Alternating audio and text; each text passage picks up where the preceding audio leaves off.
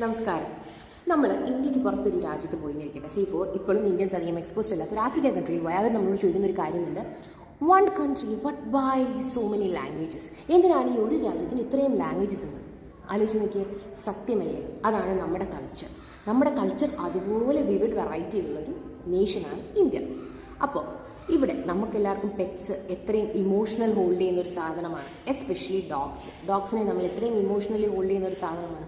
പക്ഷേ നമ്മൾ butter chicken കഴിക്കുന്നത് പോലെ ഡെയിലി കഴിക്കുന്ന ഒരു സംസ്ഥാനമുണ്ട് ഇന്ത്യയിൽ എന്ന് പറഞ്ഞാൽ എല്ലാവർക്കും അറിയായിരിക്കും അല്ലേ? ये देख सकते हो भाई, यहाँ पे ये कुत्ते भी आपको मार्केट में बिकते हुए मिल जाएंगे. देखो ये सब कुत्ते हैं भाई. ഡിമാപൂരിലെ ഒരു മാർക്കറ്റാണ് നമ്മൾ കണ്ടത്. ഡിമാപൂർ നാഗാലാൻഡിലുള്ള ഒരു മുനിസിപ്പാലിറ്റിയാണ്. ഇവിടെ അവർ ഏറ്റവും കൂടുതൽ കൺസ്യൂം ചെയ്യുന്നത് ഡോഗ് മീറ്റാണ്. അവർക്ക് ഡോഗ് മീറ്റ് ഇല്ലാതെ പറ്റില്ല, അവരുടെ കൾച്ചറൽ ഐഡൻറ്റിറ്റിയാണ് അത്.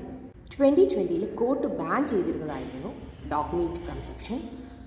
പക്ഷേങ്കിൽ 2023 അത് ഓവർടേൺ ചെയ്തു, റൂൾ ഓവർടേൺ ചെയ്തു കോർട്ട്.